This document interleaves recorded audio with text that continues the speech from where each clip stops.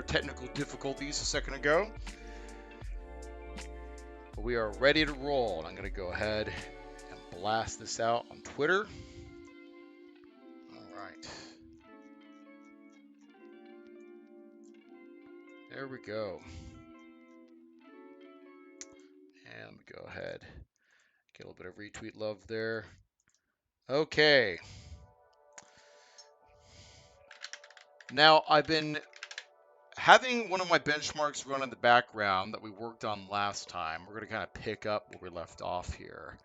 Let's see. So let me go ahead and get rid of Mr. PowerPoint for a second. So the issue that we were working on was working on Akka.Distributed Data, which is our module for doing in-memory replication inside Akka.Cluster.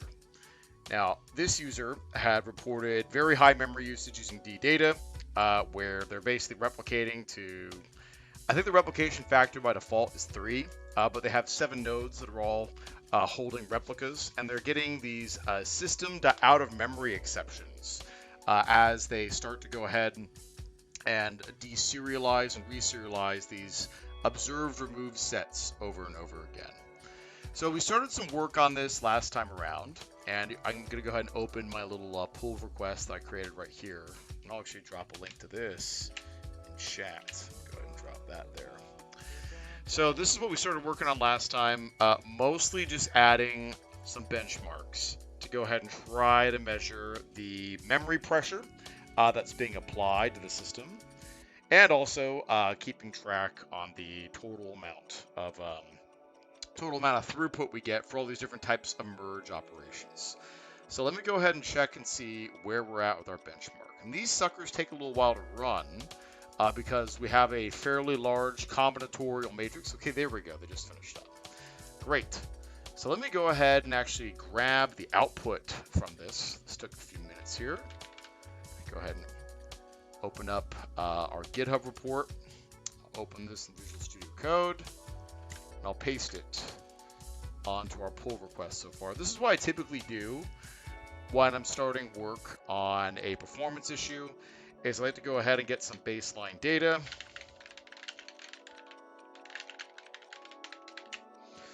And then we go ahead and start whittling down gradually in order to try to hit some improvements here.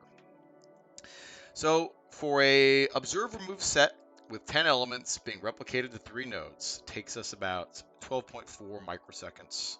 And then we can go ahead and by the way, this is only for a single operation here, at least as far as I can tell. Let me go ahead and take a look. Let's see. Gen 0, allocate all these objects, etc. All right, let's go ahead and take a look, because each of these different little benchmarks here are basically working on, let's say it's the same benchmark for a different number of elements. So the way benchmark.net is kind of organizing this data table is based on the different permutations of each of these figures here. So we have the number of elements, then we have the number of nodes in the cluster, and we're kind of gradually scaling those up. So what I wanted to go ahead and measure here, just to kind of recap from last time, is I wanted to go ahead and basically make sure that we could determine, is it the number of items in the set or the number of nodes we have to replicate those items to that kind of drives memory pressure and time around this. When I say time, I mean a throughput in terms of the total amount of processing overhead. That's what I wanted to take a look at. So we have 25 elements being replicated to 10 nodes. This is sort of the highest pressure operation we have to run. And we're just adding nodes to these sets. And so to add a total of, let's go ahead and take a look at, let's see, I don't have the right Visual Studio window open here, so I'll use Visual Studio Code for this instead. So if I go down to our observe remove set benchmark, I should be able to go ahead and see, let's see, I'm going to go ahead and try.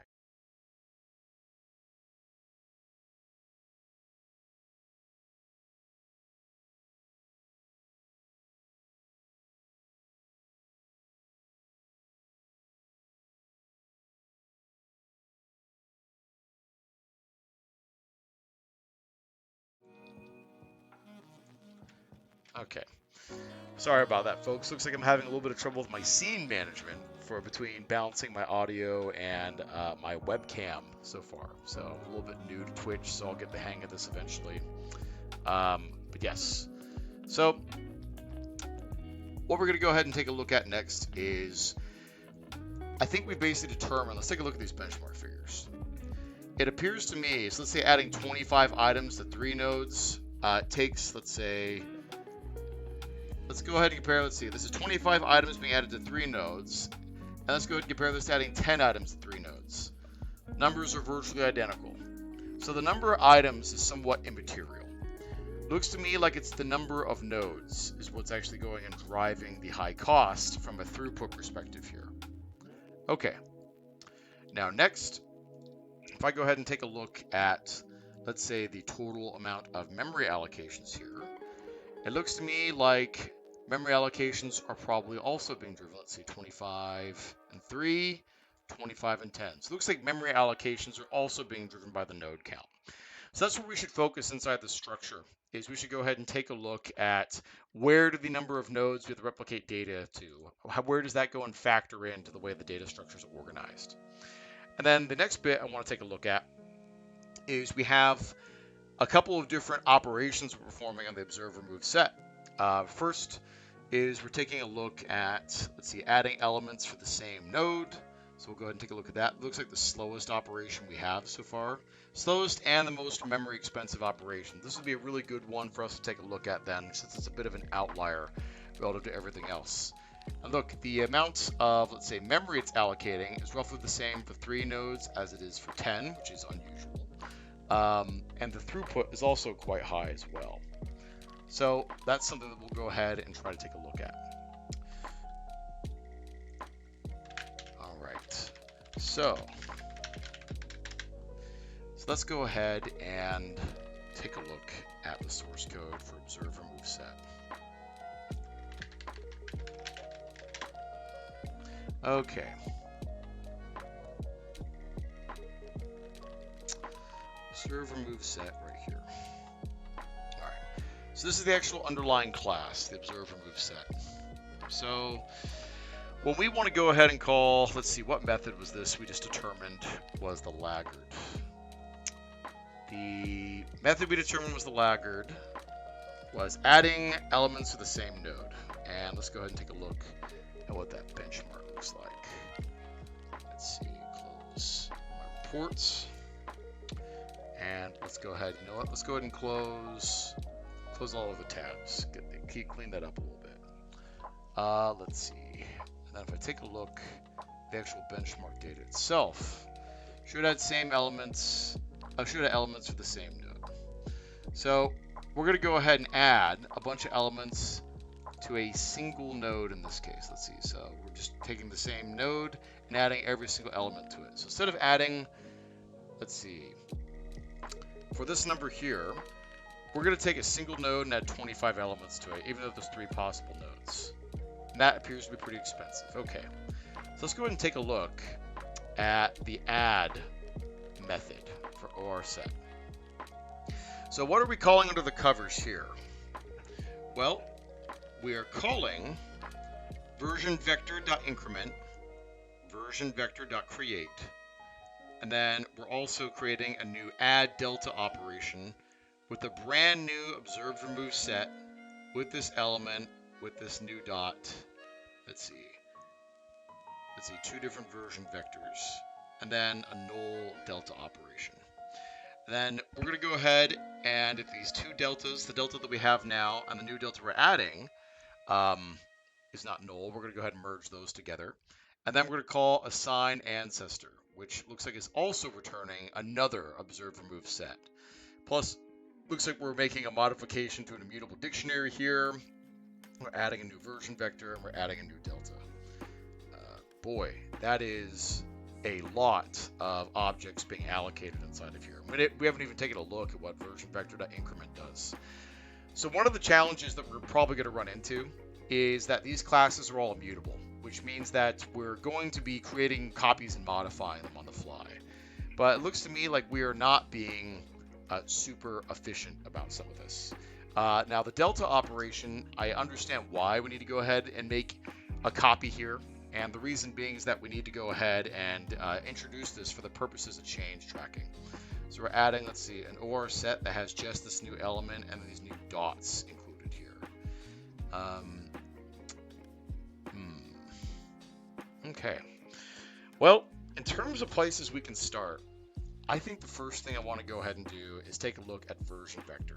Reason why is if we take a look at this Github issue originally, is we know based on some previous work we did that the vector clock had some pretty significant, let's go ahead and say, and the vector clock is something that's part of Akka.Cluster. We have a version of it for distributed data called a VersionVector. They're analogous to each other. We know based on the work that we did in Akka.Cluster that the vector clock was amazingly inefficient.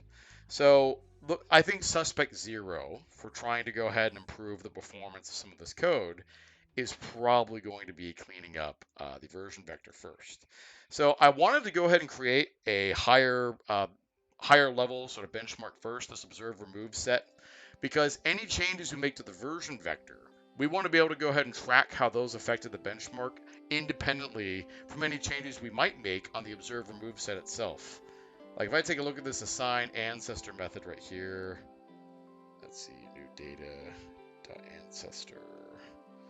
Let's see, new data is what, a fast merge t, ancestor equals null. All right, this seems like pretty inexpensive operation here, so maybe that's not too big of a problem. Let's go ahead and start taking a look at the VersionVector then. So what I'm going to go ahead and do is we're going to create another new benchmark. So we'll go ahead and create a new file, call this VersionVector benchmark. All right. Now I'm going to go ahead and take our Akka.Cluster vector clock benchmark we did, which is very similar in terms of some of the types of things we had to test here. I'm going to go ahead and take this, and we'll start with this and then eventually chop it up. We'll go ahead and modify it so it's using a VersionVector rather than a vector clock. Let's do that. I probably need to go ahead and bring over a bunch of namespaces. So we do that while we're at it. Okay. And then we'll go ahead and call this, actually, you know what, our namespace isn't good. Akka.benchmarks. This should be data. And then I'm going to go ahead and rename this. That command does not work in Visual Studio Code. Let's see, that was not what I intended to do there. I'm still used to using ReSharper, my bad. All right, I'm going to go ahead and rename this to, we'll call this VersionVector benchmarks. Okay, now let's go ahead and take a look at how a VersionVector is implemented inside of here. So let's see. VersionVector, go. Okay, so to create a new VersionVector. Okay, so unique address, this is a construct from Akka.Cluster, so we need to use that. Single VersionVector, and then looks like we also have, yes, that's great. Thank you.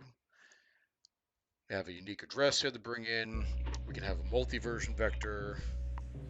Okay. I think I've got the right idea for some of this. All right, so we should go ahead and start with some pretty basic stuff here. First thing we ought to go ahead and do is we ought to go ahead and change, let's say this little method here, we'll go ahead and call this, oh gosh. VersionVector I don't think has the same concept of a node in the same way that Akka.Cluster does. Looks like their node equivalent is basically a unique address plus this long integer. That we kind of refer to that as a node inside Akka.Cluster, the vector clock. We have this sort of analogous concept here. Now, by the way, one of the things we know absolutely kind of sucks about key value pair is its .equals method is tremendously memory inefficient. So that's probably going to be part of our issue here. So what I'm going to go ahead and do is I'm going to change our VersionVector benchmark to return a brand new version vector. Looks good. And you know, one other thing I'm going to go ahead and take a look at is I want to take a look at some of our unit tests. Since it's been a while since I've worked with this class directly, let's take a look at this. So we have a couple unique addresses, talk about how to do some incrementing and so forth here, signaling different changes to different versions. Okay, I think I get the idea. So what I'm going to go ahead and do is I'm going to emit down here in my VersionVector benchmark. We'll go ahead and do immutable dictionary, and the key will go ahead and be a unique address, and the value will be long, which is how we keep track of versions. So we're basically just kind of ripping off what we did in the ripping off what we did for the VersionVector type. Now, next thing I got to go ahead and do is change this. That should pass. Good. And we'll go ahead and create a brand new VersionVector. So let me go ahead and do VersionVector. And I think I need to go ahead and do using Akka.Distributed Data. There we go. So we should have a static method here I can use. Yeah, I'm going to create. Let's see, is there an empty method? No, doesn't look like it. In that case, I'll go ahead and start with an empty VersionVector. There we go. Now, we'll go ahead and do an enumerable across this range and size here. Now, what I'll go ahead and do is go ahead and let's say dynamically generate a node. I'll go ahead and create a little local function right here. Actually, you know what? I'll go ahead and do. Yeah, I'll go ahead and do this. We'll go ahead and do unique address. Generate unique address int node count. We'll go ahead and return new unique address, new address. Let's see. We'll go ahead and do Akka.tcp system cluster sys. Then we got to give it a host name. Say you're on localhost. And the port number will be our trusty node count. Now, even though we might generate some illegal addresses, this should be fine. And then I got to go ahead and add a unique ID. A node count should do just fine for that too. All right. Okay, great. So next thing I'll go ahead and do is I'll go ahead and say node equals generate unique address. And I'll go ahead and pass in I for our current value. And I'll go ahead and call VersionVector.increment address. Perfect. And then I'll go ahead and add. I guess if I just need the set of addresses and I don't necessarily care about what their current version is, I think that should be okay. So let me go ahead and change this to immutable sorted set. Get rid of the long. Get rid of the long. Change that back to a sorted set. Okay. This looks good. We're in business now. We should be able to go ahead and generate a VersionVector of the appropriate size. Now, if we want to go ahead and copy our VersionVector, we'll go ahead, update this method. And then let's see. VC dot version enumerator. Oh boy. And what is that type? I enumerator key value pair, unique address long. Oof. Where do we go ahead and store that enumerator? Let's see. Let's go to implementation. So let's see. New enumerator node version. This is when we have a single version vector. And then when we have a multi-version vector. So we're going to have to find a way to test both of these. let's say versions dot get enumerator. Okay, so that's one major difference between, let's say, a vector clock and a version vector, is the fact that there's multiple implementations of it floating around. Okay, so in that case, if I go ahead and get my enumerator, there's no version of enumerator key value pair. Is there a way I can turn my enumerator into an enumerable? Let's see. Invoking match order. Maybe not. Well, I can go ahead and give this a try. I'll go ahead and let's say grab. This is going to return what? Unique address long. Okay. So I'll go ahead and create another one of these over here. And this will go ahead and be a unique address. Okay. So rather than using some fancy link statement, I'm going to have to go ahead and do this the old-fashioned way. Each var, yeah, we'll go ahead and call this, I guess, a pair here. Yeah, we'll go ahead and call this node pair. Well, node version in vc.version enumerator. This should be all right. Do I need one more parenthesis there?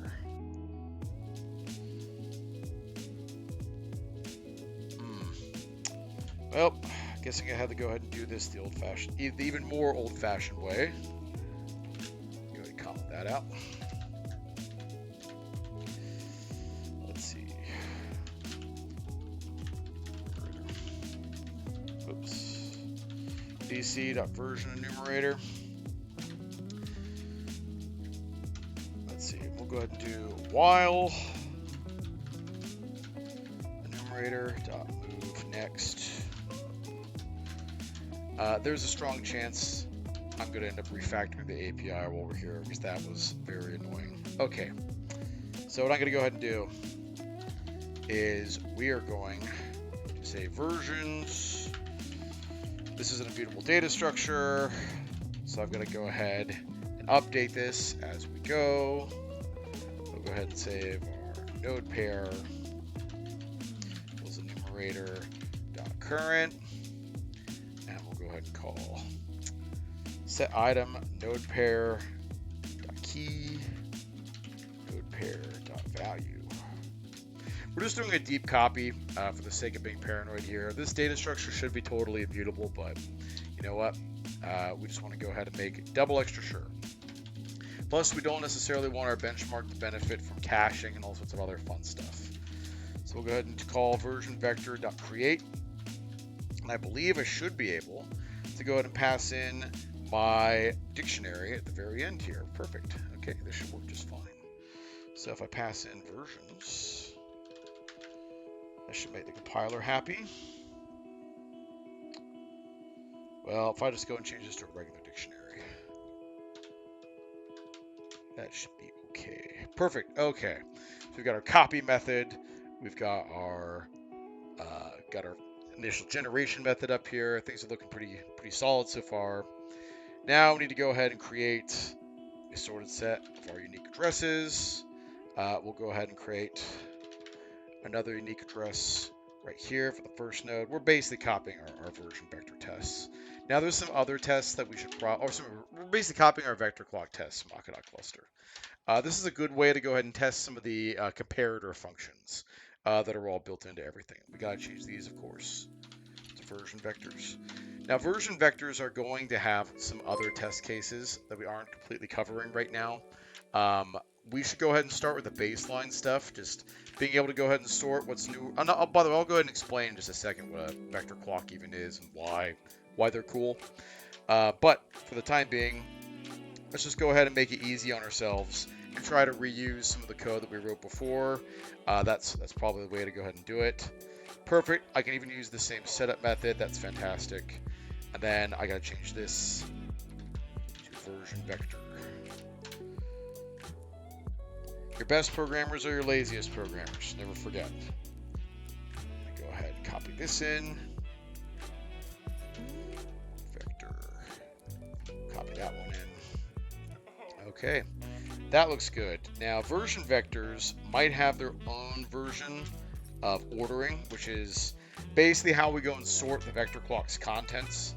So I'm probably going to have to go and update that. That is A-okay. I can go ahead and implement that in just a second. Let's see. Looking pretty good. All right, let's take a look at version vector. So for ordering, we probably use a different enum. Let's take a look. Yeah, we do. It's the same, basically the same idea, but just kind of incorporated into its own class. So I think I should be able to fix that with just a little bit using static Akka.Distributed Data version vector. See if that fixes our compilation error. All right. Let's see, everyone happy? Let's go ahead and go to the terminal down here. Let me go ahead and go to benchmark, Akka.benchmarks, .NET build, COS. All right. Let's go and see how well that's working. Nope. Let's see. Cannot convert from Akka.Distributed Vector. Let's see, Akka.Distributed Data, version vector to ordering to int. Well, that would indeed be a problem. Okay, let's see. VC1 dot compare to. Do we not actually have a iComparable interface for these two types? Let's see, ordering. So how do we do this in our version vector specs? Let's see.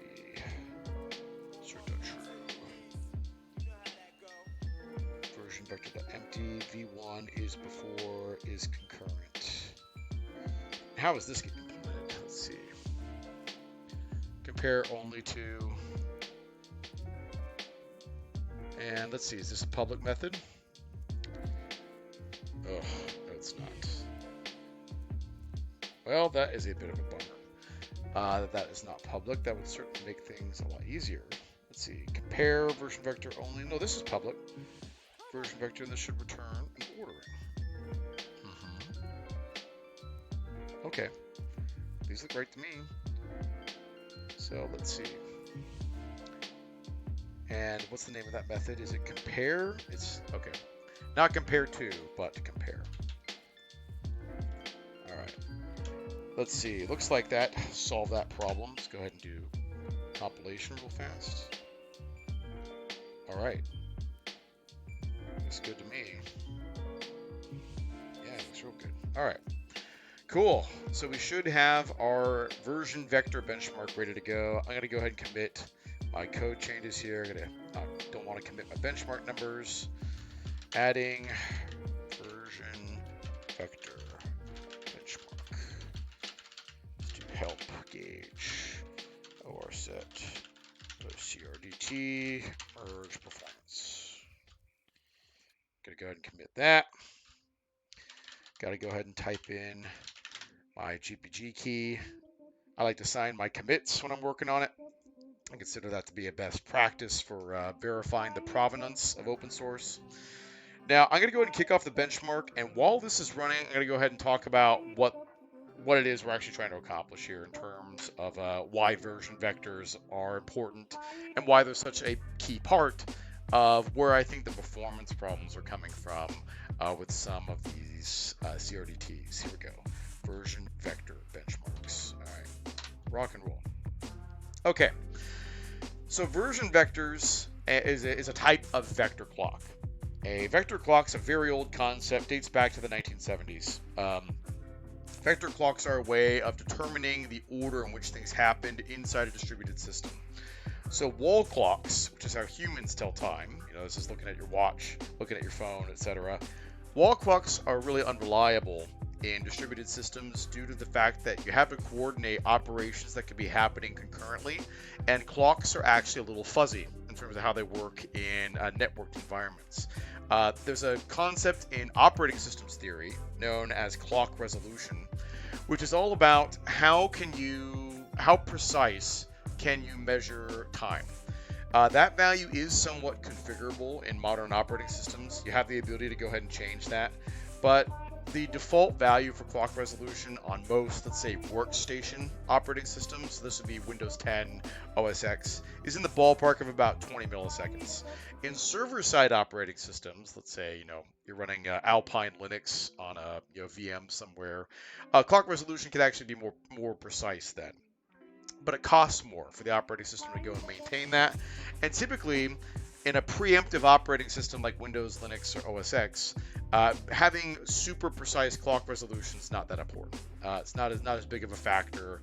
Doesn't really influence the doesn't really necessarily make a huge deal of difference. But in environments where you need applications that are performing in more, let's say, real time, you kind of want to have a higher clock resolution. That's probably why people who build embedded systems use real-time operating systems like VxWorks that have very precise clocks built into them. That's not something us .NET developers typically run into unless we're using like the .NET micro framework or something. So this is where vector clocks come in. Vector clocks are a way of determining in what order things might have happened across the network. So what we're doing here, if I go back to my VersionVector benchmark, for instance, let's see. Here we go. We're copying the vector clock. This unique address uniquely identifies a single node inside our network. So we need to be able to figure out which node has which version of this object. That's what the unique address is for. This is basically uniquely identifies one node inside our network. So you have a topology where every node knows about every other node. So that's kind of the first bit there. The second thing is we need to go ahead and version those objects.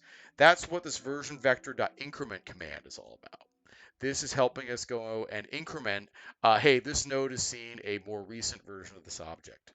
So the way vector clocks typically work is you have, let's say, a vector, which has the list of all the nodes that are participating in keeping track of the state of some object. And typically they have some sort of, let's say, long integer that is used to indicate the most recent, let's say, counter that's used to keep track of the changes in that vector clock. So the counters we use in a vector clock have a property known as being monotonic, which means the counter can only ever move forward in time. So every time you basically make a write inside one of these vector clock systems, you're going to go ahead and end up incrementing that vector clock version for that particular node. So the version vector is basically designed to go ahead and keep track of which node has which version of all these different CRDTs. Because like I mentioned last week, what makes a CRDT, by the way, just spell that out, conflict-free replicated data type, is that you can change this one object in 3 different places inside your network and merge all of them back together again to form a consistent view. It's basically an alternative to something like transactions inside a distributed system. And one of the things that's really nice about them is the very low overhead. They can be merged together after arbitrarily long periods of time, and they work even when the network's partitioned. So they're like an eventually consistent way of synchronizing multiple systems together. And we use it internally for things like Akka.Cluster sharding. Okay. So we have just finished running our benchmark, and boy, I can see some big numbers here already. Let's go ahead and take a look at this data inside Visual Studio Code. So let me go and open up. Yeah, let's go and open this up. Okay. So we have a clock size of 100 nodes, meaning that there's 100 nodes that are keeping track of this object, and we're performing 1,000 iterations of whatever our mutation operations are. Now, bear in mind, I think these are all, let's say, single version vectors, I think. I'll need to go ahead and take a look. We also have multi-version vectors and all sorts of other fun stuff behind the scenes here. But here's what we can see. To update a 100-node clock, actually not even to update it, to compare to another copy of itself. So bear in mind, this is a read operation. Nothing's being modified here. It takes 125 milliseconds to compare basically a 100-node vector clock to itself 1,000 times. And the process allocates 31 megabytes. That is quite a bit of memory pressure. And we can see that value is pretty consistent across the board here. Now, some of our other operations down here, like compare not equals, these operations short circuit, so they use a lot less memory. That's why they're executing in, let's say, 1,000 iterations in 3 milliseconds. Okay, so let me go ahead and incorporate these numbers onto our pull request as well, so we can basically keep a little log of what our performance updates look like. So I'll go ahead. Oops, spelled version wrong. VersionVector baseline numbers. Comment on there. And by the way, the other reason why I'm doing this is because the numbers I'm generating on my machine, I'm using a first generation AMD Ryzen computer under the covers here. Now, this benchmark, I believe, is all running on a single core, so it's taking advantage of things like, I believe this is true, I might be wrong on this, but I think it should be taking advantage of things like caching inside the CPU's onboard cache and all that stuff. So these are like the best case numbers. If you're running in a Docker container on top of a VM inside Windows Azure on top of commodity hardware, which is Intel based, which has lower performance due to all the Spectre and Meltdown bug fixes, you're going to get a much larger number than this. So we've got to always work on trying to improve our performance. Performance is a feature of our application. That's why it matters. So we now have enough data, I believe, to actually start trying to do something about it. So one of the things I noticed last time I worked on a problem not too dissimilar to this one is that comparing two key value pairs versus two value tuples, which are essentially synonymous objects with each other, the performance difference is enormous. In fact, you know one thing I'm going to do? I'm actually going to go ahead and open this up in Visual Studio because I can get some suggestions from ReSharper and how to do things like unroll loops and all that sort of fun stuff. So let's go ahead and pull that up real quick, even though I'm having a lot of fun using Visual Studio Code. All right. Let's go ahead and get this up and running. All right. Let's see. Now, last time I had Visual Studio open, I think I was working on performance in our processing pipeline, which will be a subject of another stream, possibly later this week. So let's go ahead and take a look at our data benchmark version vector. And let's go ahead and take a look at our compare method. Yeah, let's go to that. Okay. So this is where I suspect we have a performance issue. So let's see what we can go ahead and do to try to improve the performance here just a little bit. Next or else, it's a little generic method.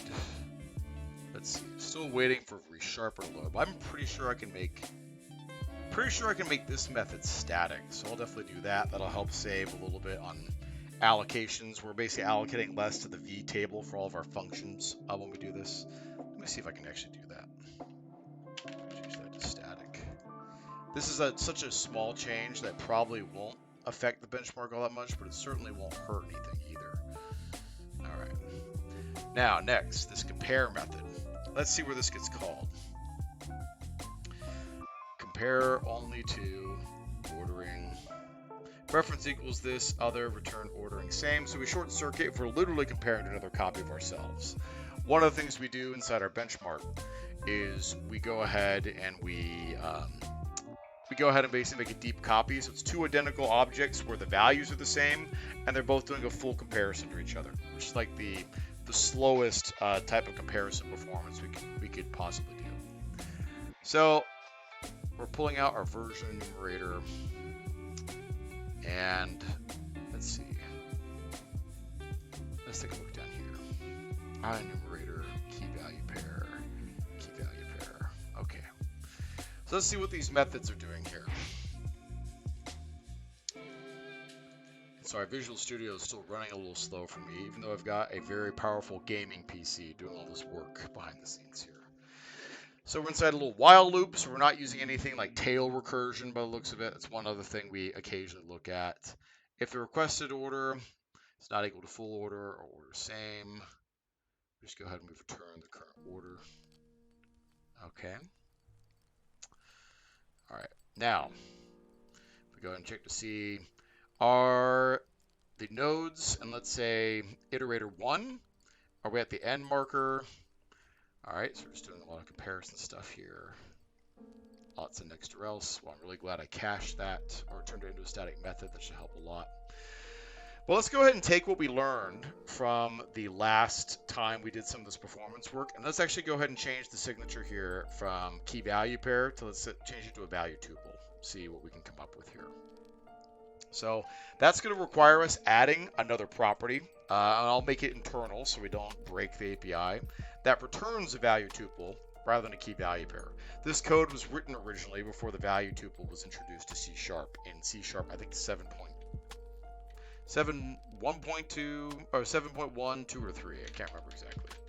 Let's give that a try. In fact, you know what? If I want to be even cooler, I'll go ahead and just use the value tuple syntax. Of course, resharper is going to get very aggressive in a second. Make me have to go ahead and retype all that. All right, and I'll do the same thing down below here. Okay, and then this end marker. Let's take a look at that. That's something we're going to have to look at. Get a definition. Yeah, I know this thing's growling at me, but that's okay. Private static, read only. Okay. So I can go ahead and do this. All right. And yeah, I can just go ahead and do that. All right.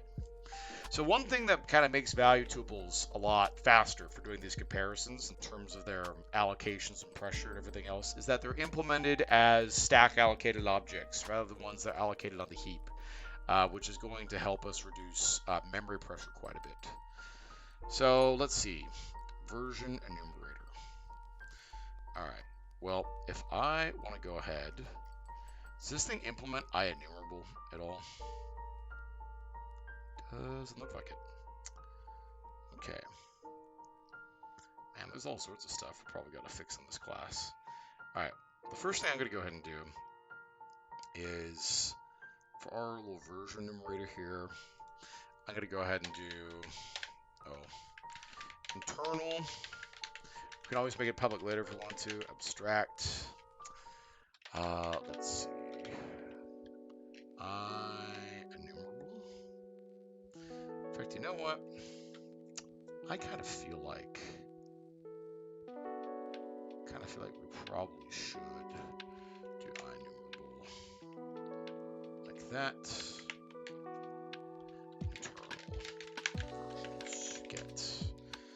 Okay, and so when we do this deep compare method, let me see if I can find that. Compare only to, let's see, there we go. I'm gonna go ahead and say, well, I guess we're used to working with iterators. Let's see, internal, I'm doing like a template method pattern here. Oops.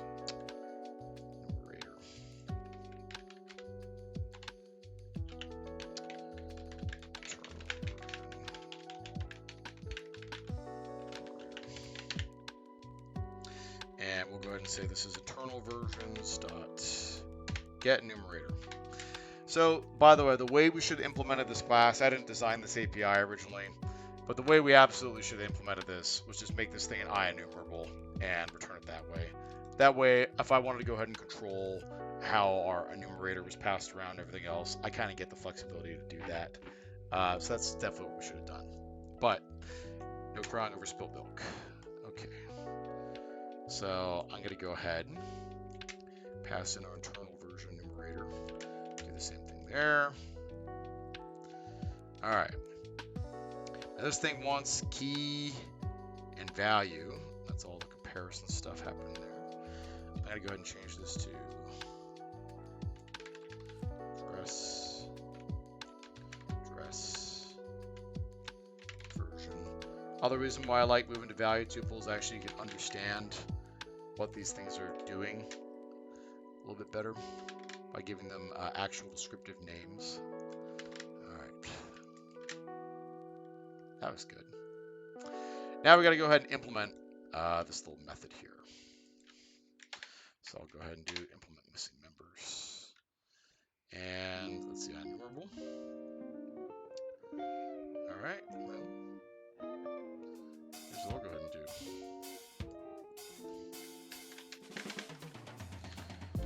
do. Yield return. Take that.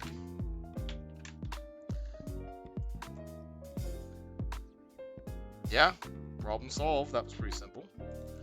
And for multi-version vector, not quite as nice, but we're gonna have to go ahead and do versions.select. So this is gonna allocate, unfortunately, but it's just gonna allocate value tuples, which are all stack allocated. So that actually should be okay. All right, that looks all right. Now we should compile. So go ahead. I'm actually going to go back to the command line for this part.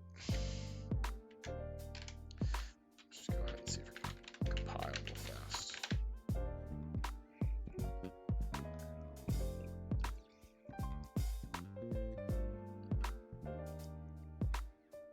All right, that looks good. Now, Visual Studio might start kicking in and doing all sorts of funky stuff once the benchmark begins to run. So I'm tempted to close it here, but I'm so confident that the changes we made are going to improve the numbers that I don't think we'll need to. I'm going to go ahead, let's go ahead and just start this in the background. And then let's go ahead and do VersionVector benchmarks. All right, so we haven't done anything all that revolutionary here. We made one method static just to reduce the number of allocations of the V table. And then we went ahead and tried to go ahead and use value tuples instead of doing a key value pair comparisons everywhere. So let's see. This is .NET Core 3.1. We'll go ahead and see what the output for that looks like when it's all said and done here. But I feel pretty good. These numbers definitely look well below the 112 milliseconds that we saw earlier. And if the memory pressure is way down, that'll also be great. So let's go ahead and see what we can do here. Now, the next thing we got to go ahead and take a look at is, oh boy, I'm going to have to go and overload constructor signatures and all that fun stuff too, probably. Well, we'll do what we can.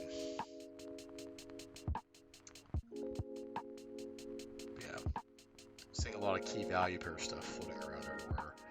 So we're probably going to need to go ahead. Yeah, let's take a look at this actually.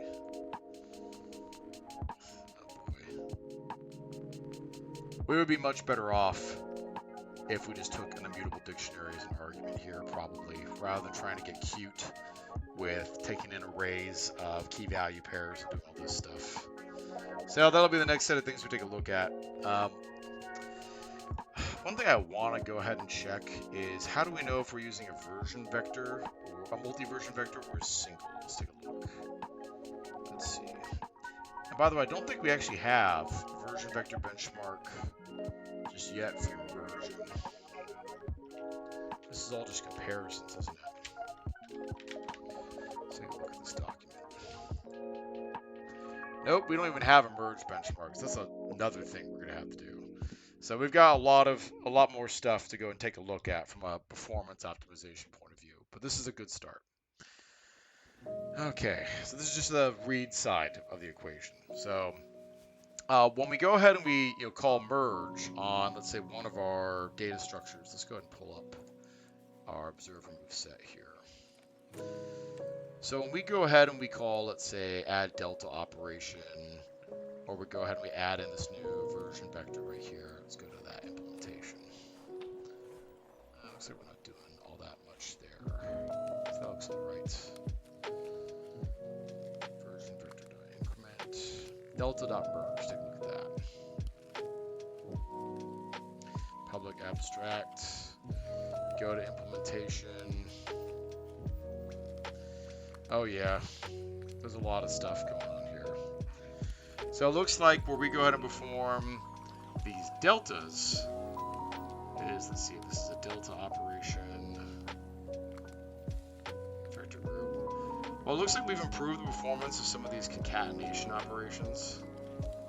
I have no idea what the impact is going to end up being on all these write operations we're performing on observe remove set. So let's go ahead and take a look. Looks like we're almost at the end of this benchmark here.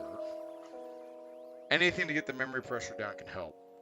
One thing I should take a look at is how often does VersionVector.compare actually get called? Let's see. Go to definition. How many references are there to you? One reference. So far, it appears to be the only reference is my benchmark. Okay. Well, we know we have a couple of other references here. Compare only to. Okay, so it's whenever the two version vectors basically are. It's the equals method is basically where this gets called quite a bit. All right. So if we take a look at where we're being used, yeah, there's a lot of references, over 99. So it's really anytime the VersionVector.equals method gets called is when we're performing all these deep comparisons. And they happen not just inside our benchmarks, but also inside the actual CRDTs themselves and so forth. Looks like, all right, looks like we're in business. So let's go ahead and I'm gonna go ahead and push my code.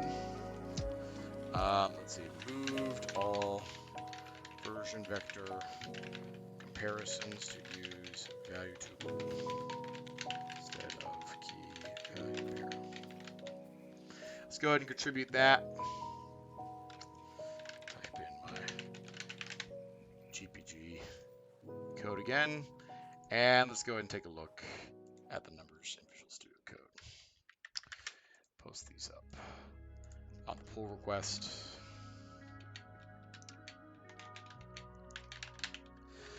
All comparisons inside version vector.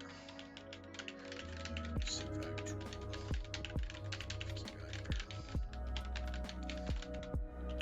Same move to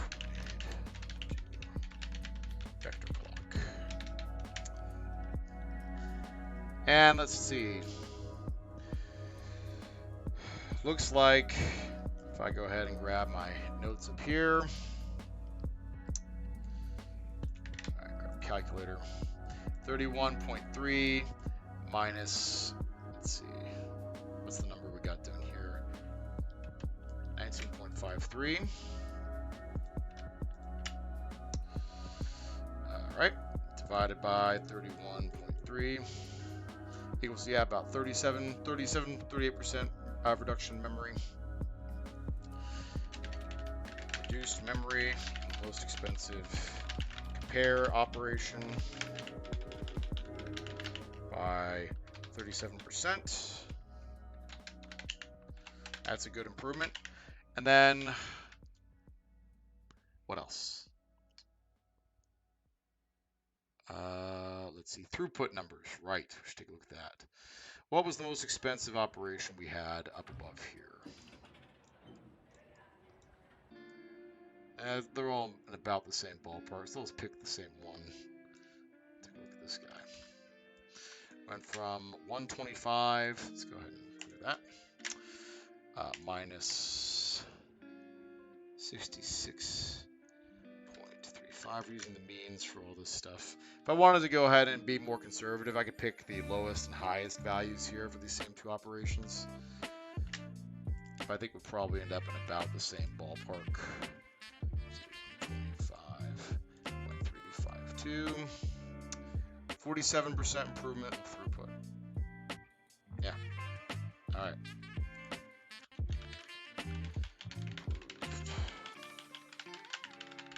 Throughput on comparison by 47%. All right, that is a pretty good starting line. Now we're just using the same move that we know worked from last time around, but we got to go ahead and run our observed remove set numbers here in a second too. Now, one of the things I want to do is I feel like these numbers with the low node counts aren't necessarily helping us all that much. So I want to go ahead and basically just reduce the runtime of that benchmark because, you know, basically isn't necessarily productive for me to sit here and wait for each time. So we're just going to go ahead and take a look at the most computationally expensive, which was, I think, 25 elements, 10 nodes. So we'll go ahead and just do this. 25 elements, 10 nodes. All right. So let's go ahead and run those numbers again. See if any of that moved the needle on our observe, remove, set stuff so far. My guess is it's probably not going to, because we just improved read operations and equality operations. We have not improved any of our write operations yet. That's a whole other kettle of fish. So let's see where we're at. But who knows? There's probably some equality checking operations happening inside these data structures. So couldn't hurt, but we want to go ahead and measure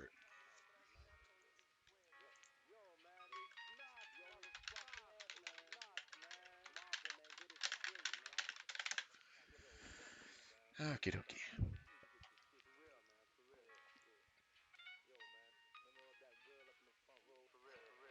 Now, none of the operations that we changed have any impact at all on this write stuff, because those iterators and enumerators and all the stuff that we're generating, all that happens only when we're doing that equality comparison.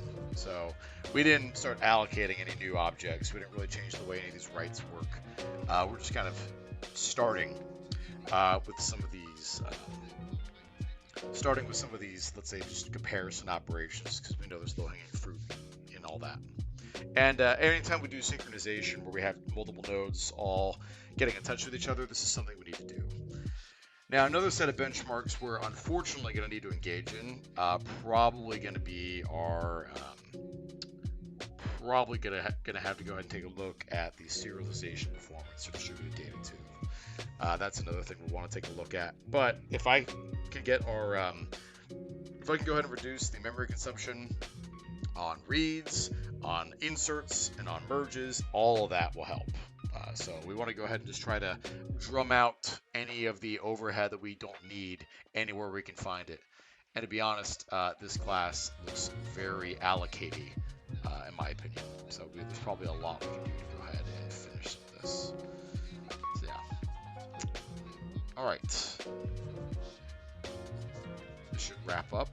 Not too long. All right, there we go. So let's go ahead and take a look at this performance data. Let's see, yeah. Set benchmark. Parameters.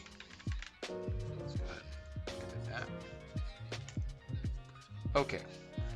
This is the number I want. So look at it.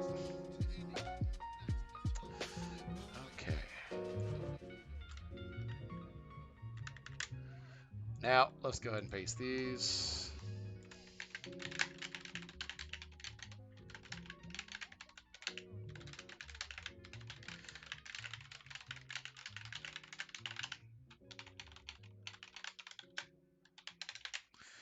All right, let's take a look. So we went from, let's see, slowest operation, 80 microseconds. And total memory allocation, 31K, 17K. Let's take a look up here. Wrong operation. Let's see, it's 2510 is what we want to look at. 19K, 31K, 5, 53, 84, 21, etc. So it looks like we did reduce memory allocations slightly, but that's not really where the cost is. So those read operations, there's probably some quality checks that happen between different version vectors. We probably definitely improved some of that somewhere in here, but the real overhead is probably these right side operations that are allocating a bunch of stuff. So why don't we go ahead and take a look at some merge operations for VersionVector. This might be where some of the cost might be coming from. So let's go ahead and add another operation down here. In fact, let's take a look at how the merge function is implemented.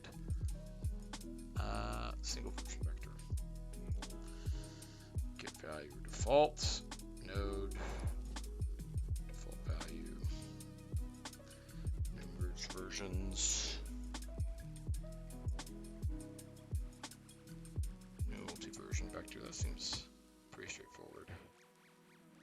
I don't like this key value pair nonsense. I think that's probably pretty unhelpful. So I might change some of that around. All right. And I will change that to a switch statement. Yeah, that makes a little bit more sense to me.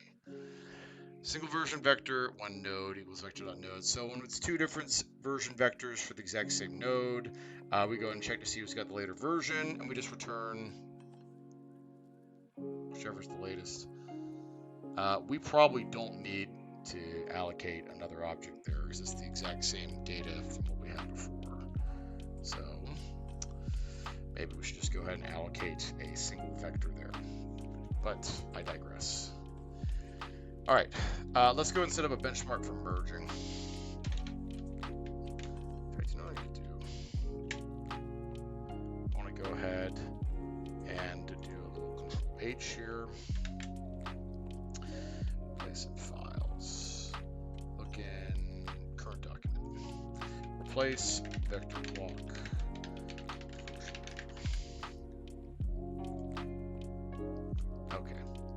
35 occurrences. You know what? I'm gonna go ahead and roll that all back. I just wanted to change these method names. That's okay. I'll do that manually later. All right, public void version vector merge single.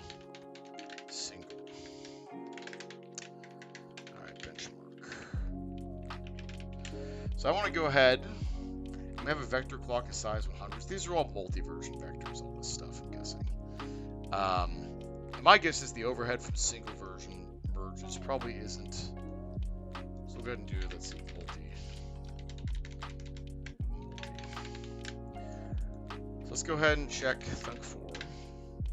And you know what? I'm gonna add a new thunk right here. Compare to, not equal. Private void. Merge. Version vector. C1. Vector. VC2. Okay, we'll go ahead and merge these all together. So I'll go ahead and call VC1 dot merge, and we'll go ahead and do VC2, and let's see.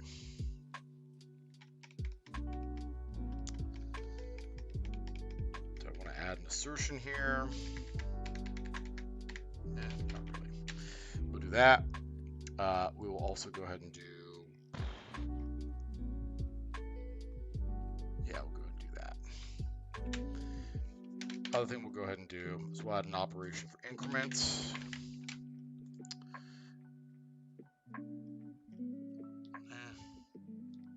That really should involve two different version vectors.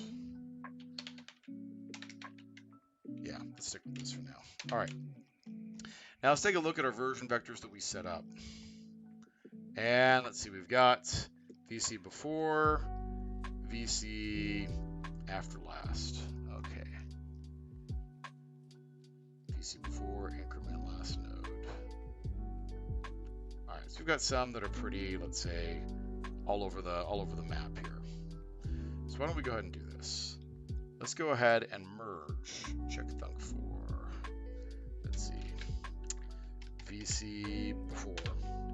Let's go ahead and do VC. Let's go ahead and do VC after last. And then we will go ahead and check merge. Vector. Version vector. And then switch the number of times. But do iterations. Alright, that sounds good to me. I think I have an exclamation point there. All right, let's go ahead and see what the cost on merging these version vectors is. That should be interesting. And let's see, I believe benchmark.net should let me filter this. I don't run all of them. So let me go ahead and take a look at how I do that real fast. This is the benchmark.net website. Go to articles. It's on a benchmark. config filters. You can filter them with the help of filters. Let's see. Command line examples, all categories. Let's see, category intro join. Command, let's see. Let's go to articles real fast. Get rid of that. Guides, how to run your benchmarks. Ah, okay, I can just do filter with a little wildcard. That sounds great. All right, so we'll go ahead and do .NET run, C release, filter, and let's see. I'll go ahead and say, what's the name of this method here? VersionVector merge. Let's go ahead and run that. Yeah, it should be fine. Actually, you know what? I think this method is actually not multi-multi. I think this is single multi. BC before. No, they're all multi. I take that back. All right. Let's go ahead and run that.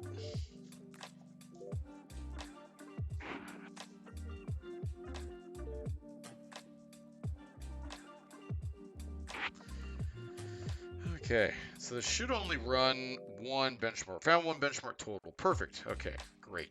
So we should be in and out of here pretty quick, hopefully. And it's running the right one. Fantastic.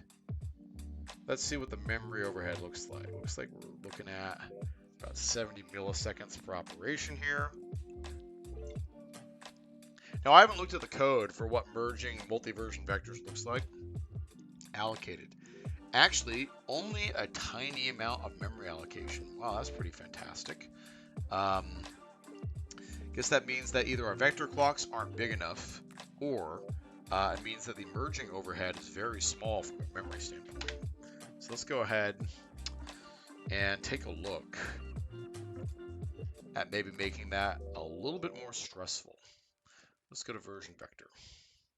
So if we go to merge, let's take a look at multi-version-vector.merge. Let's go to declaration. What does merge look like for this? We create an immutable builder. To merge, get value or default. Pair.key, default value L. Merged, add or set. Is that part of our extension methods in Akka.net? It might be. But this is what I believe is being called when we go ahead and we run that. And let's see, versions, get value default. This code actually looks pretty streamlined. I don't see anything that jumps out at me. One thing I will do is rather than calling some goofy method like that, just call, let's see, merged dot add. Should be a set item. Or, you know what? I can just do this. Anytime I can get rid of like a goofy extension method inside our code, I'm pretty happy to do it. Convert that to a switch statement. Okay, nope, that's all right. Leave that alone. Pair.value greater than merge current time. Merge current time. Let's see. Where's merge? Vector 1. Let's see, versions, other builder. Right.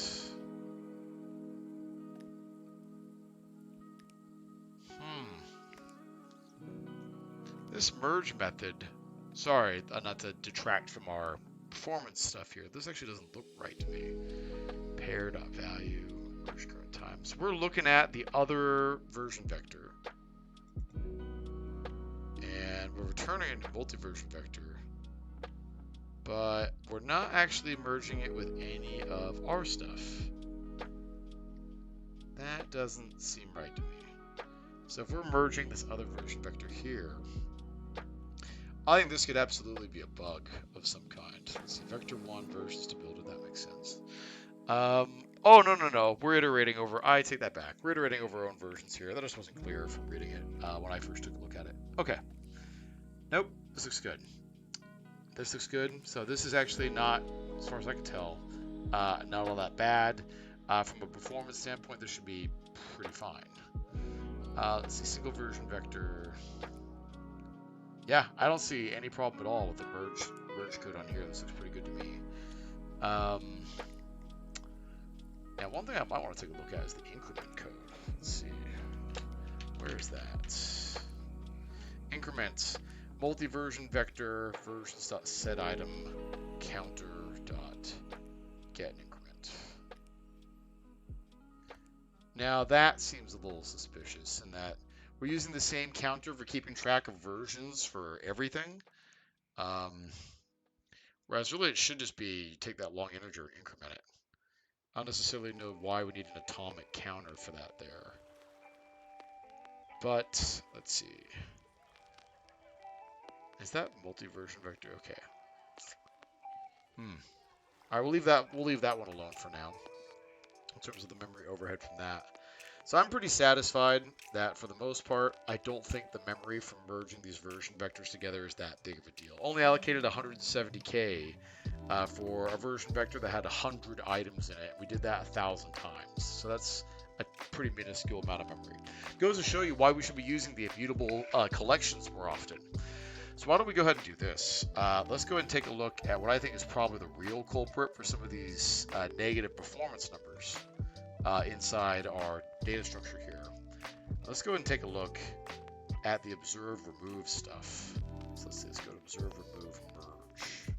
Actually, you know what I really want to see? I want to see observe remove add. Go to implementation. Yes. New version vector.increment. Version vector.create. New version vector version at. What does version at do? Okay, that's pretty fast. Then if I go here, single version vector, that also looks fine. New version vector, new dot, add new delta operation. New ORSet, this is the new element we're going to propagate. Let's see. The delta.merge call, something we'll want to take a look at. Elements map dot set item. That looks fine to me. Element, new dot, new version vector, new delta. Alright. This looks like it should be okay. Now, if we take a look at the big performance hogs, get rid of you. Take a look at the big performance hogs up here. So we've got a failed unit test. Let's see. What failed here? Was this .NET Core on Linux? Let's see what happened. One test failed. What test was that? Write aggregator spec with delta must time out when it has less than required acts. I think this is actually a test with a high flip rate. So I'm not super worried about that. We'll see if the other looks like all the other ones have passed, so this probably isn't anything related to our code. We have a lot of tests that run basically within a bounded window of time, and occasionally those fail. It's a problem that all asynchronous and distributed system test suites have to deal with from time to time. Just a bit of a nuisance. Okay, taking a look at our ORSet stuff.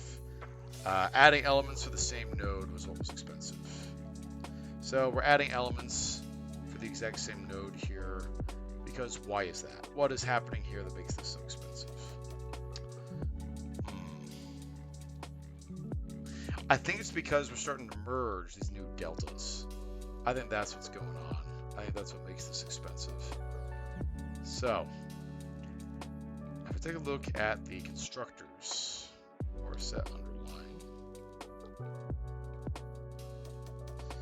let's take a look at these merge operations here. Version vector.merge, concat elements map. Elements map. You know what I'm gonna do? Just resharper this, clean that up. There we go. That should help a little bit with some of the readability here. All right, delta group.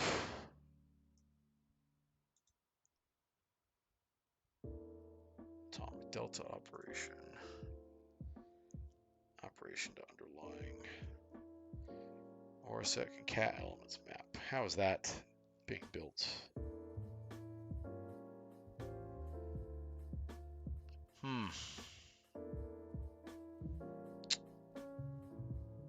Underline. Elements map to builder.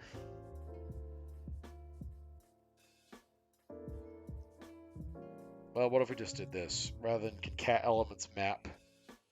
If I just went ahead and did, what data structure is this? Mutable dictionary?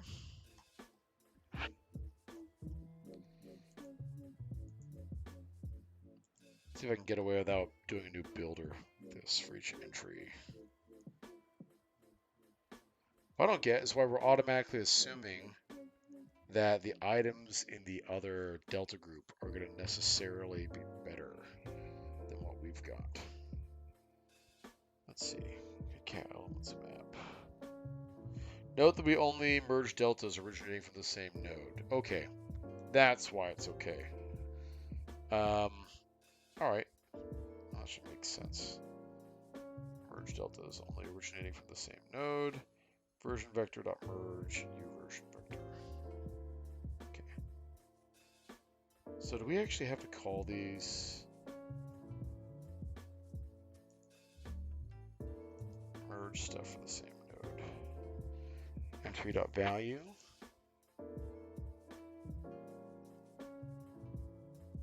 Underline each entry in that map.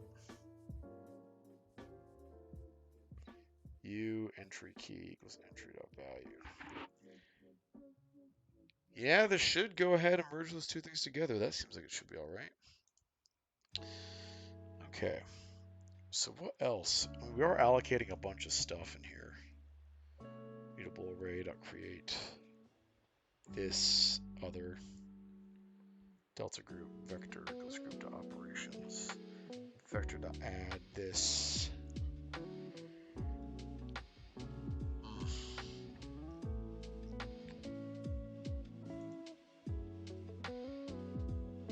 Where can we find a way to save some of this stuff? Just to double check again. Adding elements for the same node is the most expensive thing. How expensive is merge by contrast? Merge is actually not that bad. Okay, so I'm looking at the wrong thing, so we shouldn't even bother. Let's take a look at add. Let's see. Add delta operation.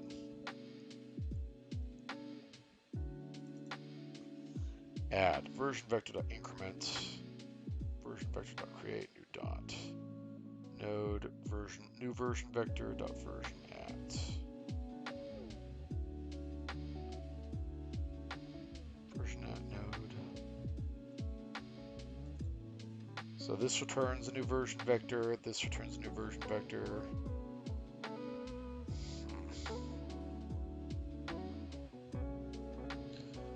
All sorts of stuff. All right, so what can we do? Try to help speed some of this stuff up.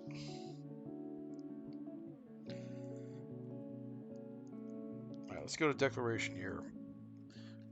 This gets used mostly in what appears to be other types. Atomic delta operation.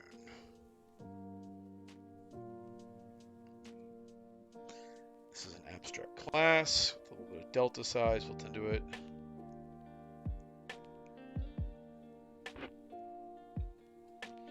Underline.get hashcode. So we've got a whole bunch of immutable objects we're creating for all these little operations. We got to find some way to trim those down.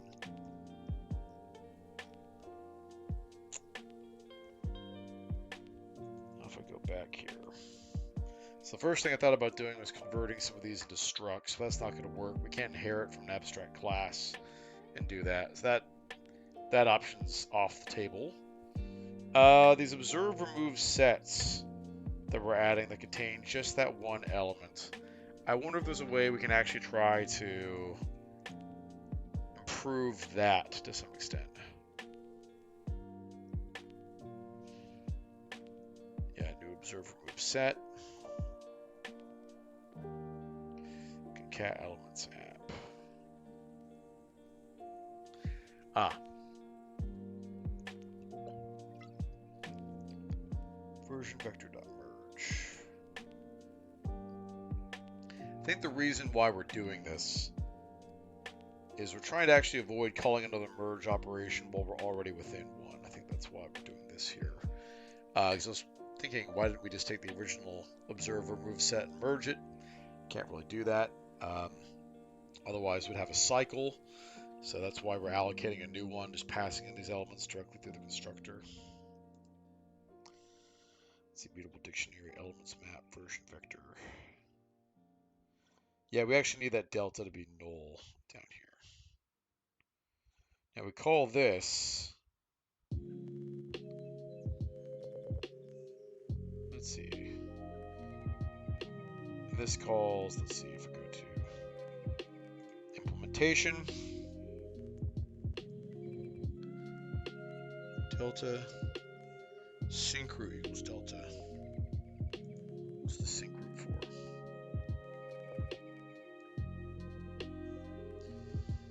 All right.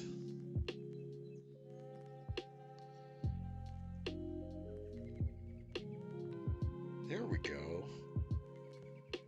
Now this might be a place where maybe we can make some improvements here. Merge delta. We got dry merge, merge remove delta. All right.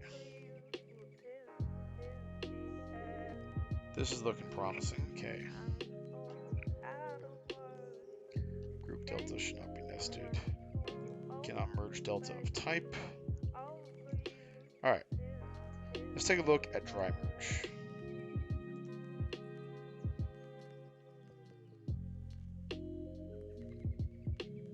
Oh, bingo. Okay. This might be something we can clean up if we're doing all these merging back and forth. And so we know the merge operation for ORSet is going to get called if we go back to ORSet.add or remove. Remove isn't even something we've tested yet. We know that delta.merge gets called. Go into here. Yeah, sure. You know, that gets called. That looks like that's okay. Delta group.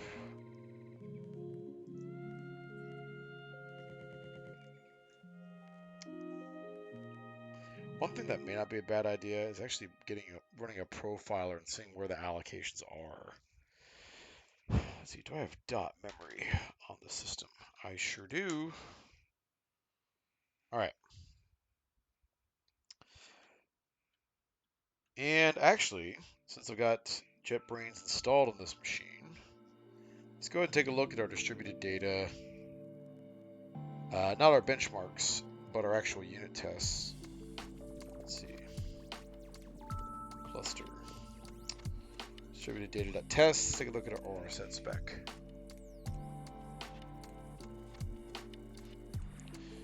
Must be able to add an element. Great. For I equals var equals 0. I is less than, sure, I plus plus. Let's go ahead and run this entire operation over and over again.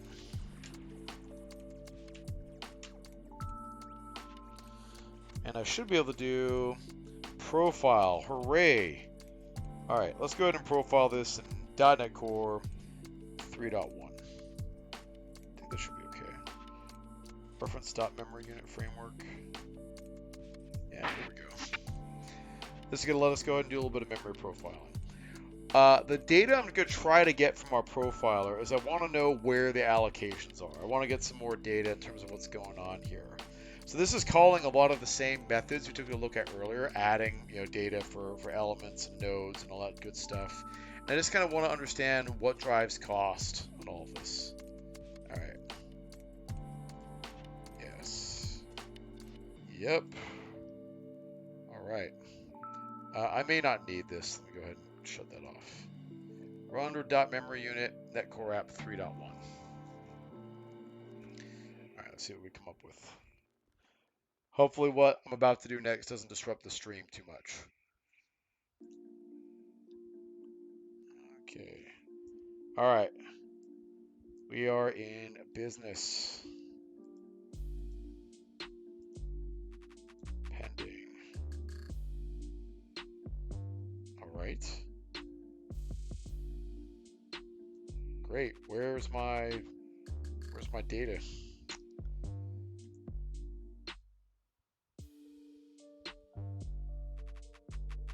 Export. All right, that's very helpful.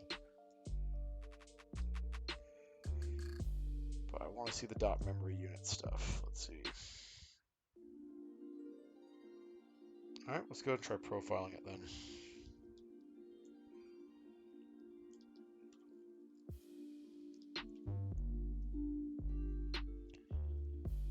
All right.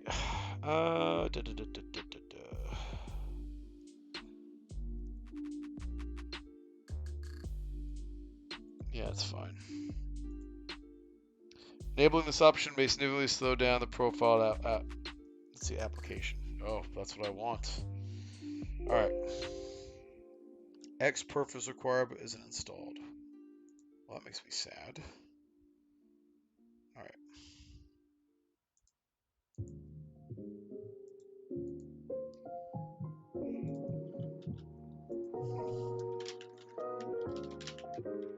I'm looking up how to actually run one of these unit tests with dot memory, since I've actually never done this before. I've profiled stuff with dot memory all the time standalone, but never actually using the unit test.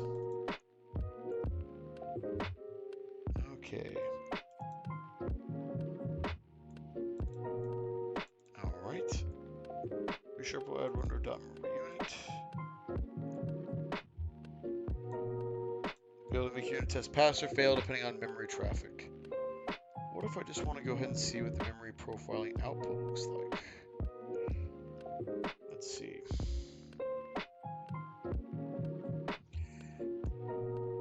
And let's see. Resharper Xperf.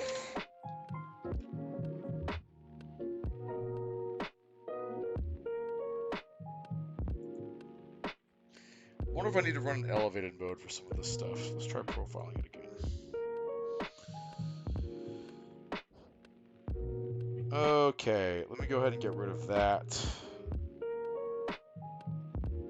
Type TPL events, give that a try. Okay, looks like getting rid of the native allocations thing made it a little bit easier. That's good. All right. Okay.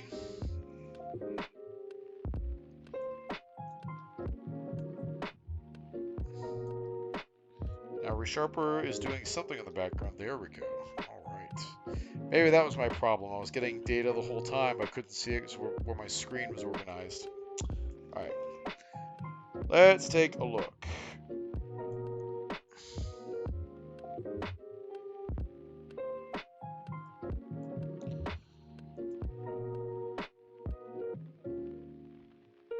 Send message. Yeah, it's not even my overhead there. Okay, elements.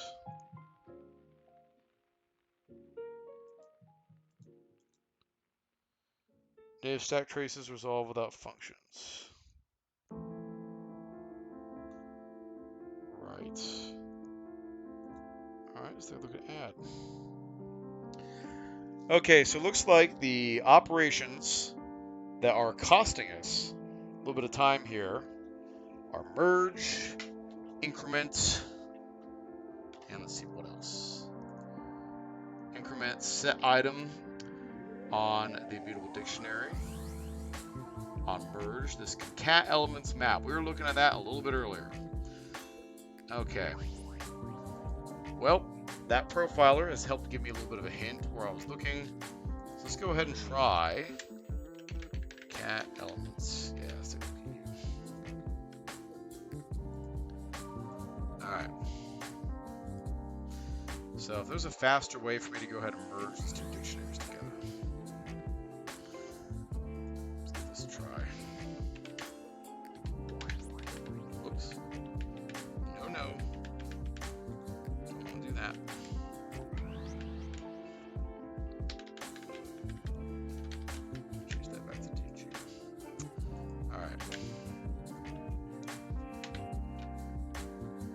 Okay, let's go and see if we can try return underlying dot elements map.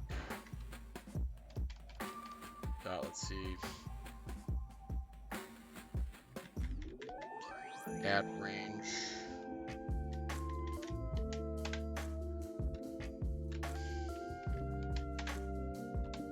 All right. Basically, this should accomplish the same thing, but I don't know what the internals of this look like inside. What the internals of this actually look like inside .NET Core. So let's go and try running this. Let's see, .NET Core 3.1. Let's go wait for my profiler to come back up. Yep, that should be fine. Oh, there we are.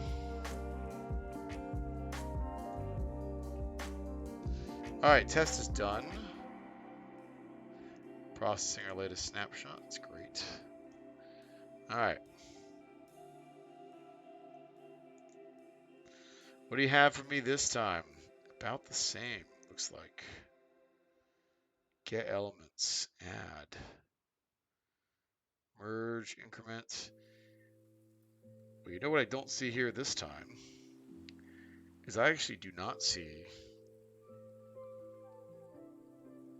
I actually don't see that cat elements map stuff show up this time. So this is making me think maybe we should rerun our benchmark. Let's go ahead. Get rid of that. See if we made an improvement there.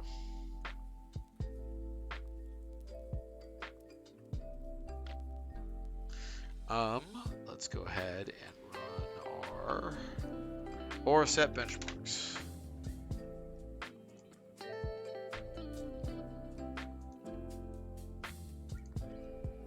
All right, so let's just take a minute here.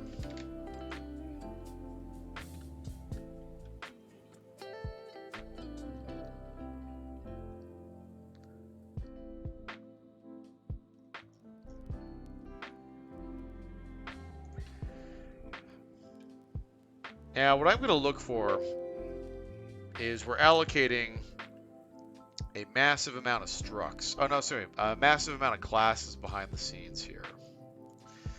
So the next thing I'm going to look for is an opportunity to turn anything into a struct that I can try to find. That's the way we can kind of reduce the amount of allocations that are happening here. Now, that's going to be a tough order for things like if I go take a look at observer move set itself. Let's see. Let's scroll up here. Yeah, we implement this base class here, so can't really do a lot about that. Some of these merge common keys. Where's this get used? Try merge. Did that show up in our profile at all anywhere? Not so far. Cat's element map is still taking quite a bit of time. Merge disjointed keys. Man, there's all sorts of stuff that's just creating what looks to me like a lot of memory pressure in here. We gotta find a way to go ahead and drive down cost on some of this. Reference equals new data.ancestor.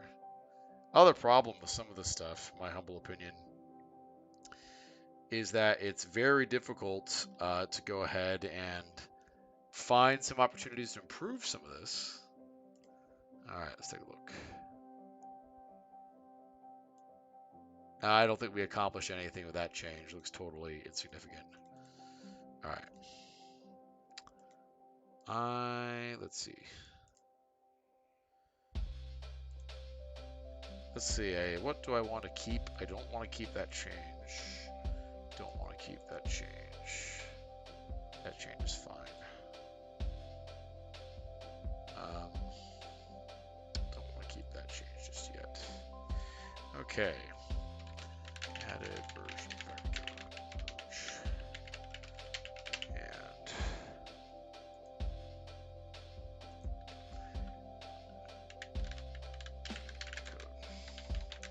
push that up.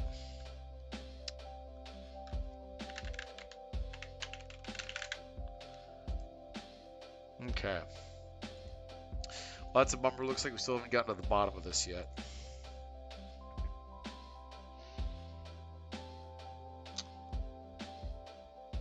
What I'd really like is my dot memory data. Let me go ahead and try profiling this one more time with dot memory. See if, because I might have just missed those numbers that might have been showing up here this whole time. All right.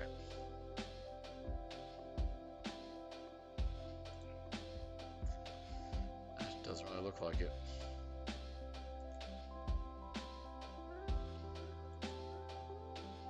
Yeah, I don't see it. Well, next thing I can go ahead and do, in terms of trying to get some more profiler data, so just to kind of break down what my dilemma is here.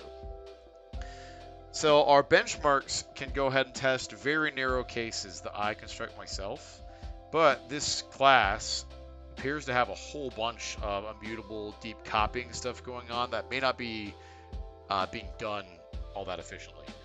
And we want to go ahead and try to find places where we can cheat and merge things together at a much lower cost than what we're doing right now. Like this dry merge function seems, for instance, like we're performing, one merge here, performing one merge there, another merge here, another merge here. Then we're sticking all this together again at the very end. Looks to me like there's maybe a lot of opportunities where we can try to drive down some costs here. Now, with immutable data structures, always difficult because during any one of these method calls here, you don't want to necessarily have side effects inside any of your classes. That's why we keep all this stuff immutable by default out of the gate. But this is creating a tremendous amount of memory pressure for our users, so we gotta find a way to improve it. That's something we just gotta go ahead and do to the good of all. So I think my next thing I'll go ahead and take a look at. Let's see, what is all this? Merge common keys. Enumerable T. Common keys to aggregate. Man, there's just a lot of stuff going on inside this class. I think there's a lot of things we could probably do to go ahead and try to eliminate some of the cost that's going on here, but doing that without regard for whether or not we're kind of maintaining the integrity of the CRDTs is pretty dangerous. These are fairly complicated data structures behind the scenes in terms of how they work and everything they do to keep track of versions. But that being said, these were designed to basically kind of just like meet the spec. They weren't designed to meet the spec and do it fast. So let me think. I think the next step for us is probably going to go ahead and be actually running a benchmark where we're doing a fair amount of data work behind the scenes, and we want to attach the profiler to it. So why don't I go ahead and give that a little try? Let's see. Actually, hell, why not? This is one way we could go ahead and do that. Let's grab .memory. I'm just going to go ahead and launch one of our VersionVector benchmarks and pass in some command line arguments that way. So, at the very least, we can go ahead and measure the child processes and everything else. Okay. Now, I would like to go ahead. How I want to profile it, entire process tree. Let's go ahead and add a filter. I would like to go ahead and do a .NET Core application. That sounds good to me. Self-contained or firmware dependent. Yep, that sounds good. Let's go ahead and find my little directory that I've been doing this stuff in. Let's see. Here we go. So this should be in our source benchmark. Akka benchmarks. Let's see what else we can find here. Let's see. Bin, release, net core app 3.1. All right, that should do it. grab that. Let's go to this folder. I want to go ahead and grab Akka.Benchmarks.dll, and my argument that I want to go ahead and pass in is, let's go ahead and find, you know what, this should actually be okay. I don't think we necessarily need to pass in any arguments here. We just need to go ahead and get some data while this runs behind the scenes. Yeah, let's do that. Nope, we actually do need to pass in an argument. Well, no. Yeah, I should go ahead and tell it just to automatically run our ORSet benchmarks. Let's go grab this. All right, so this should just be, yep. Let's go ahead and say dash filter ORSet. All right, well, this is obviously going to blow apart the benchmark numbers by attaching a memory profiler to it. But you know what? That's what we got to do. Process filters. Let's go ahead and grab the entire process tree. Benchmark.net is actually going to spawn a child process as part of trying to gauge accurate metrics. So we want to make sure we capture that too. Now, let's go ahead and start it. Hopefully all goes well.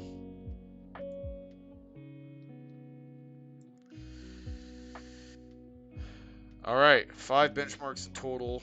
Looks like it's going to start running.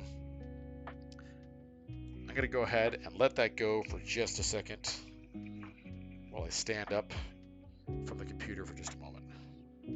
All right, looks like it's also doing some compilation. All right, be right back.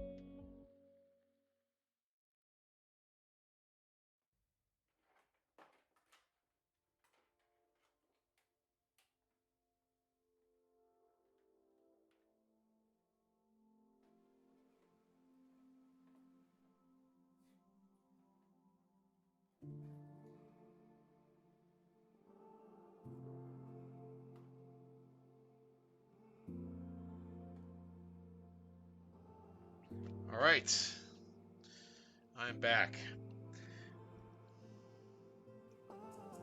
Total memory used. All right, let's go ahead, collect allocations. Let's get a snapshot. Yeah, sure. I want to get a snapshot right now, though. All right.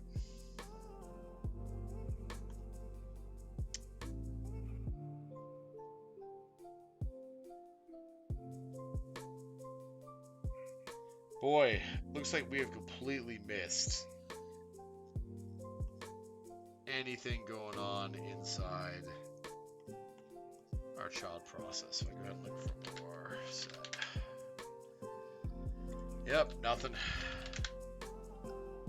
Nope. All right, that's a bummer. All right, whoops, let's go back to our analysis. Snapshot 1. Yep, that was not useful.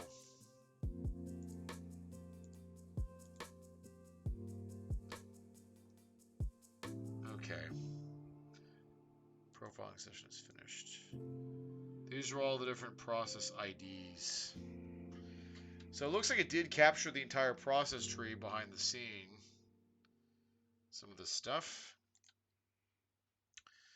But we probably didn't capture quite enough memory for this to actually be useful. Let's go ahead and do this.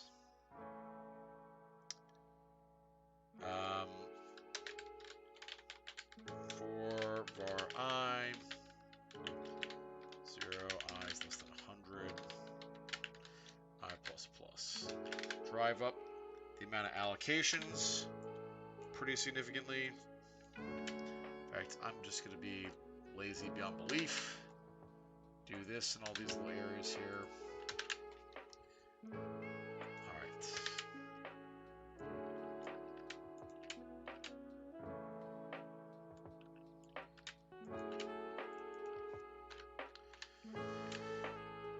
Okay.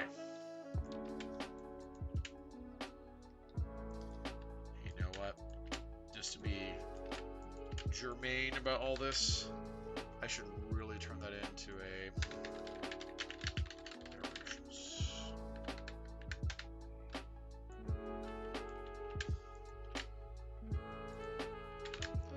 I should really do that.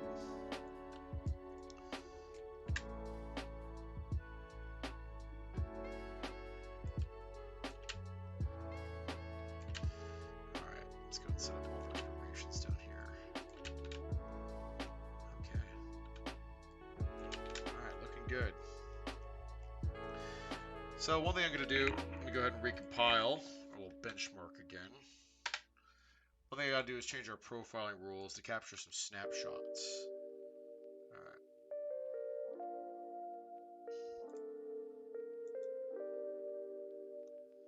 Doing profiling, build a turn on collection when needed. Not the entire file history.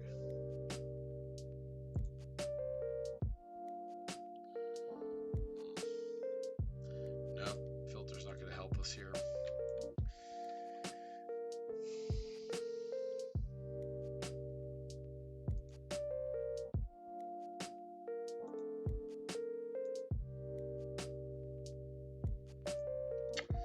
See if that's all done.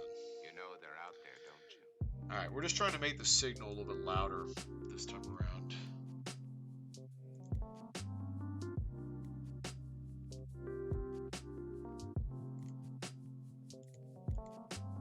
Sure.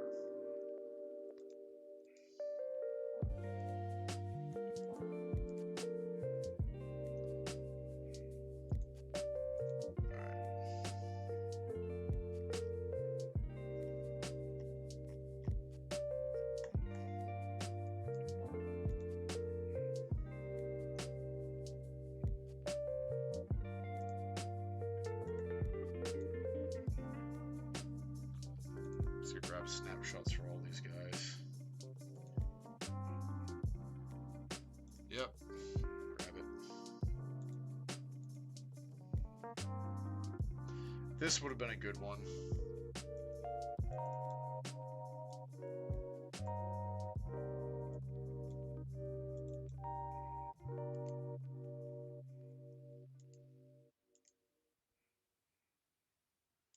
$2.4K live.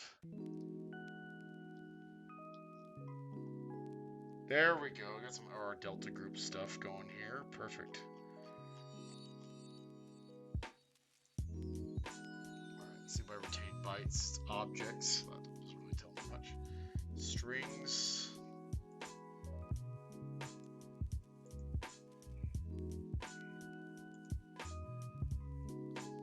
Yeah, what I really want is whatever this test was. This looks like a good candidate.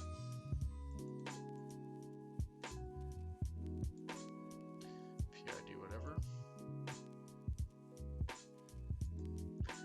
Yeah, it looks like I picked up a test that didn't have a huge amount of memory pressure on it. That one looked fine. Where's our big one? Oh, you know what? I know the answer to this question.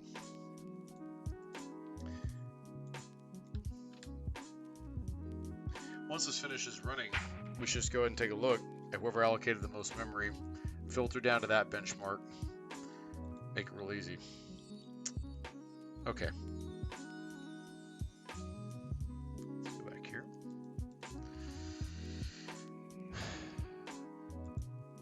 Oh, you gotta be kidding me. All right, fine. You're gonna be our benchmark.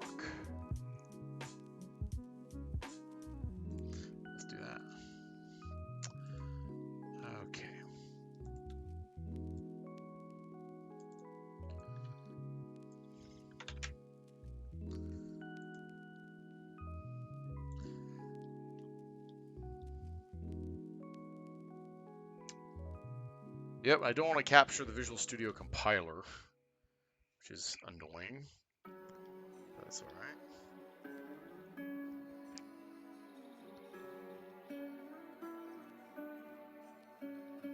Right.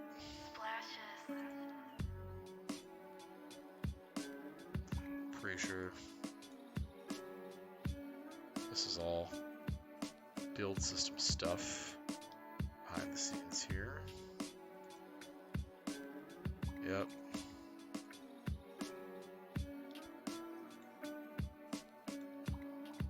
There we go. All right, see who's active.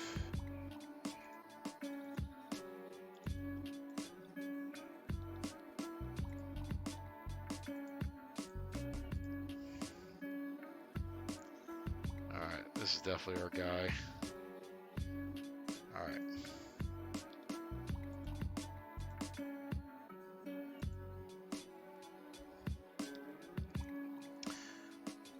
Let's take a look at the minimum retained bytes. Object.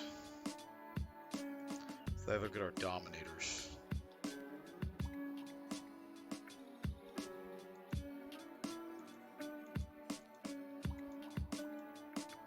Full set.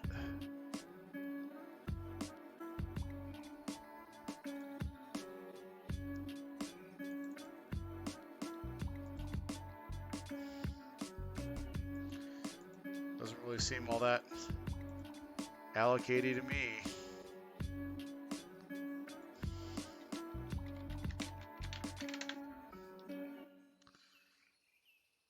Nope. Doesn't really seem like it's allocating a huge amount.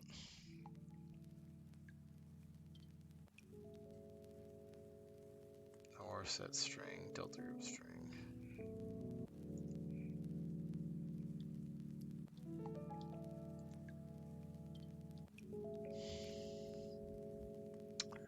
Let's take a look.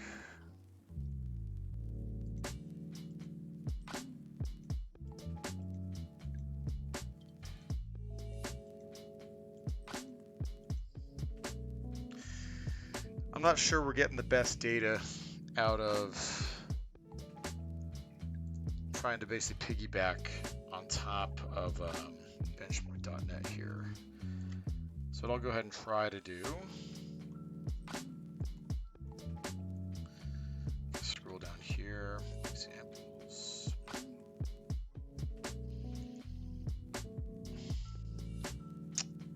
I really like it's just something simple. Project.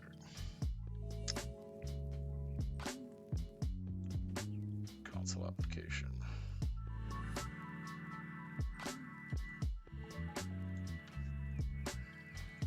I kind of want to be able to test this against, I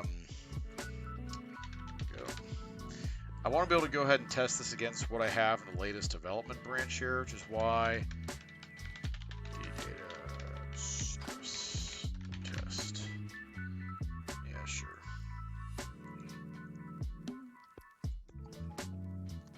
Yeah, fine.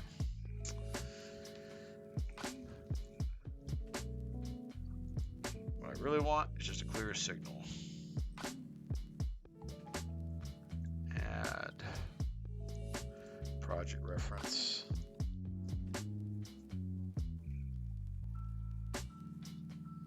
Let's go and add one of these. Akka.Distributed Data. All right, that should be good. Let's go ahead, grab from our benchmark our most expensive stuff. We have to do here. Let's see. Yeah, let's grab all that.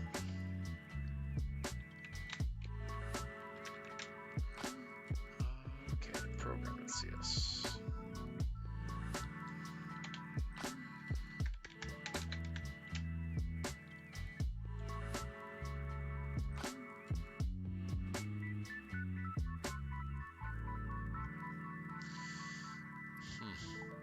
Well, I guess there's really not much point. Actually, you know what? Let's just make this const.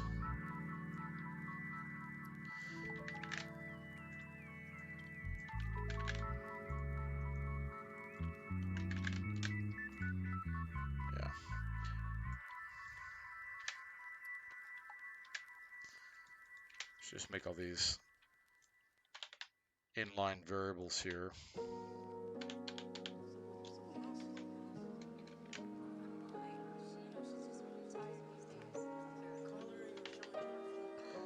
All right.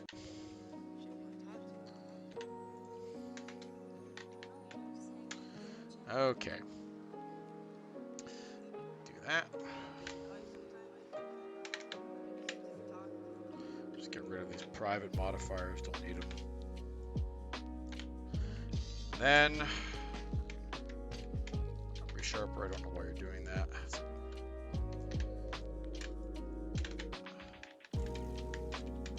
Let's go ahead. And from our benchmark, let's go ahead and grab our setup method here. Yeah, why not?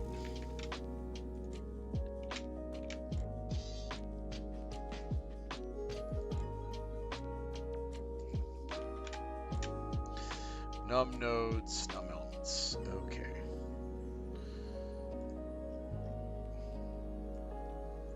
Well, let's give this a try.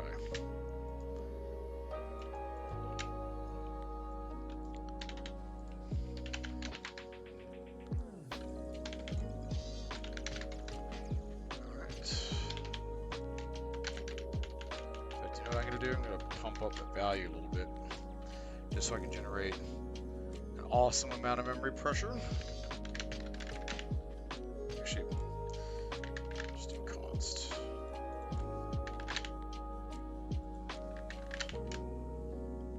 Alright, that should be good.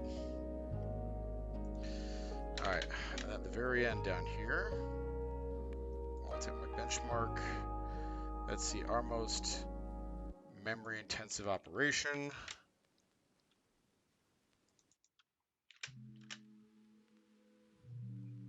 Okay, that should do it. Let's go ahead and add a new tab here. Repositories of this Akka.net. All right, samples, cluster.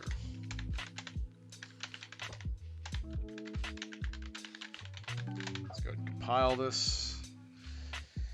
And I'll go ahead and create a new .memory profiling session. And we'll see what we can find this time. Hopefully this will get us a much clearer signal on what exactly is happening. We'll go ahead and run this, then we'll call it a night for our stream. So I'm going to go ahead and do a .NET Core app. Path, let's go ahead. Go to samples. All right.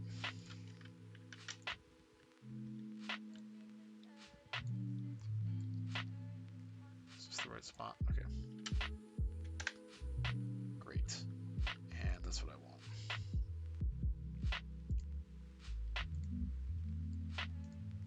Let's go ahead and do default. All right.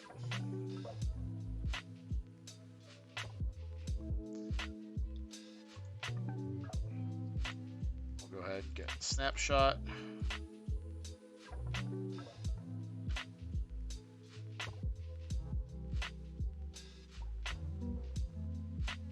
Interesting.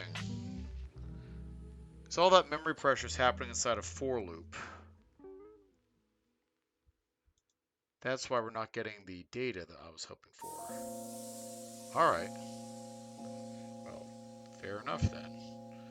Let's go ahead.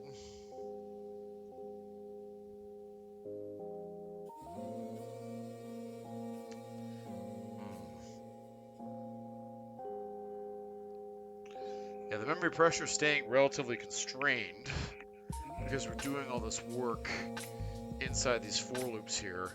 So this object is getting scoped out as part of Gen 0 garbage collection. So I actually kind of want this thing to get a little bit bigger. All right. Okay. For each var node in nodes. There you go.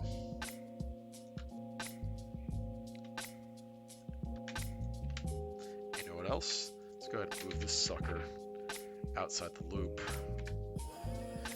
Go ahead and do every node gets every element. We'll go ahead and do that. And then I'm going to go ahead and very end here, call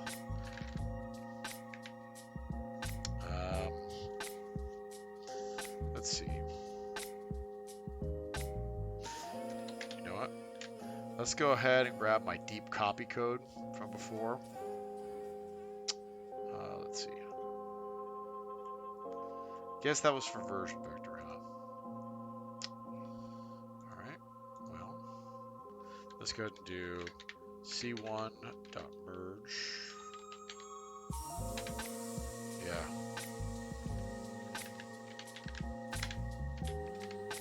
All right. See what happens with this. Sometimes you need a little push to get the data you need. All right. Let's give it a shot.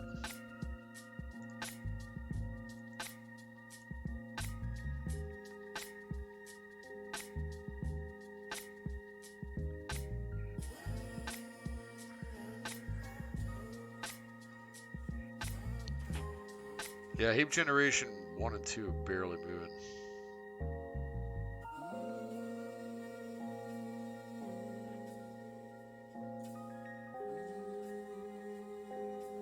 That's actually a good thing.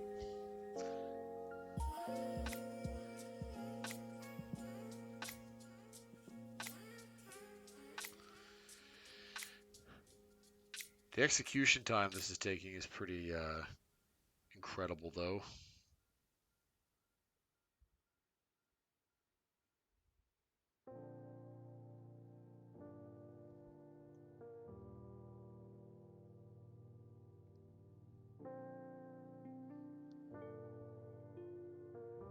Like, something's taking a long time.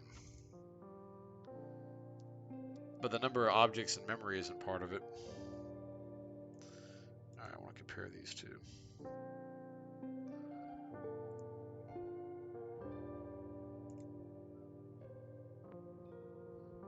Yeah, seriously, this is a ridiculous amount of stuff.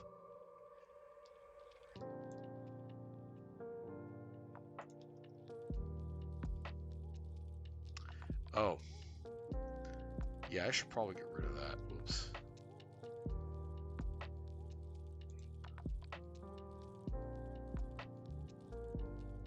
Yeah, maybe that's not so ridiculous after all.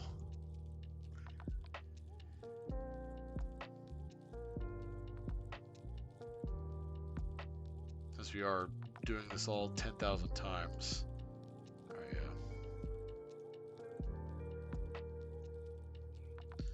Yeah, let's go ahead and kill the process. Let's take a look at our memory traffic.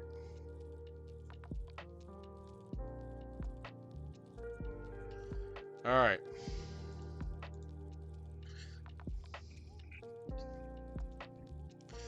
So here's one thing we do know from what we've been working on. We do know that basically the move to value tuple did have an impact on some of the memory that was being allocated behind the scenes here. You can see it happen. But it looks like most of the memory comes from these sorted int32 key nodes, which will be the hash bucket that we're using for this string version vector stuff here. So where on earth we're actually stringifying something is a good question. I have no idea. That's something we'll need to take a look at. The hash bucket for unique address. I've personally worked on the unique address hash code stuff. I know that's pretty performance optimized already. Get internal versions. So we know that the single version vector is a big part of the problem there. The enumerable dictionary dot enumerator string version vector. And we know we've got quite a bit of key value pair allocation as well. All right, let me do one more little cleanup. Get rid of this big outer loop. Don't need it. All right, this should make the whole thing go a lot faster this time. I want to see the performance of this merge call. That's one of the things I've been interested in. So let's go ahead and recompile.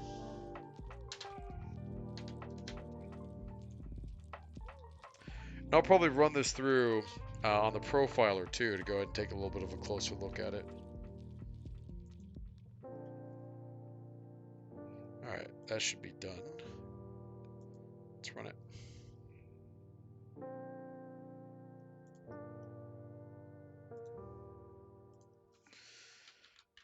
.NET run, C release. That already finished? Wow, really did. Alright, let me go to my workspace. Total size, we allocated 66 megabytes this time.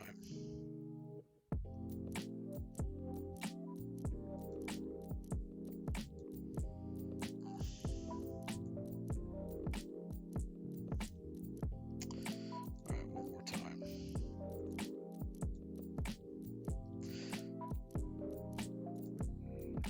Okay.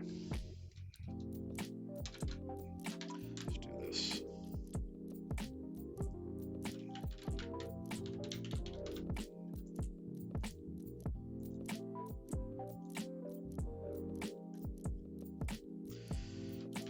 Await task.delay.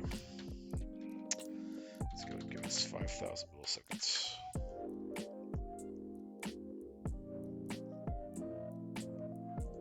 And let's go ahead and why not?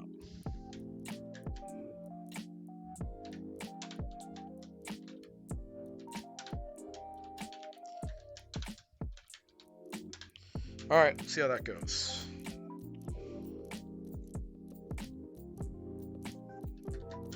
Build.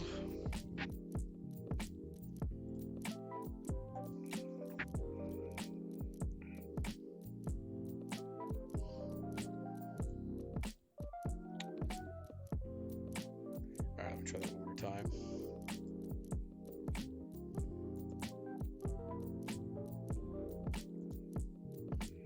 All right.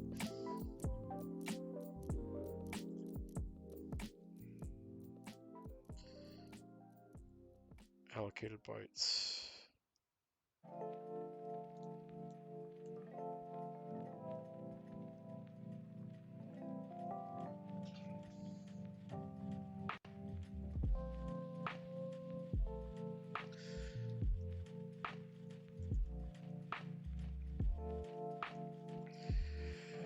VersionVector.compare, still our most expensive one, even after merge disjointed keys.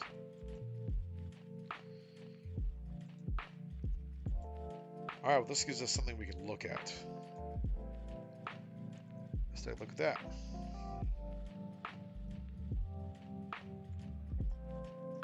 Okay.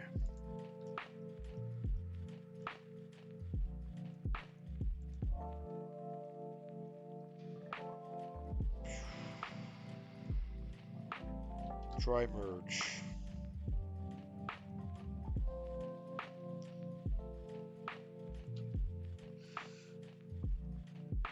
Let's see. Elements map.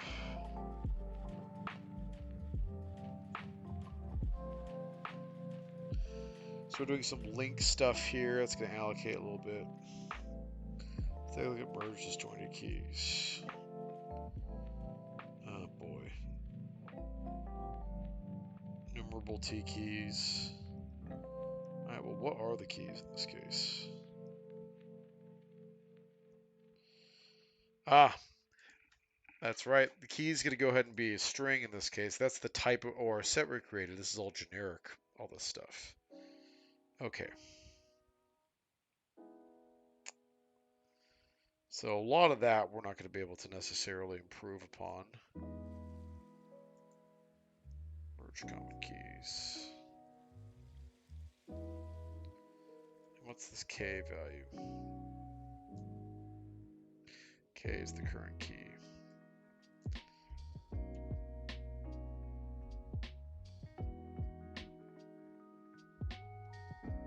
Version equals.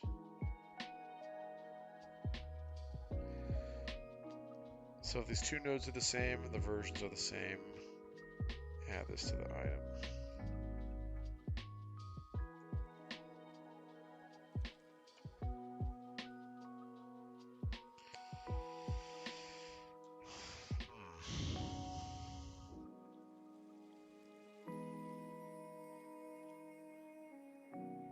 ORSet to subtract dots.